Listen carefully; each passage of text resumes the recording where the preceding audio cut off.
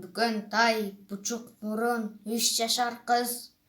Бир күндө 100 жыгылып 100 басар кыз. Аз ыйлайт, борс-борс күлөт, көптө күлбөйт. Кемпирден 90-догу таза сүйлөйт. Кыргызда ачырканбай кымыз ичет.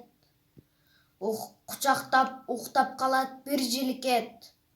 Арбакта абаалары ырдап кой дейт. Бүкөн тай көзүн жумуп ырдап кирет.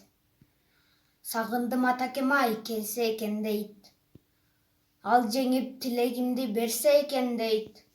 Каарылар муну укканда жым болушат. Көзүнө жаш сүртүп бурчак. Анткени 3 жыл болду кабар келген.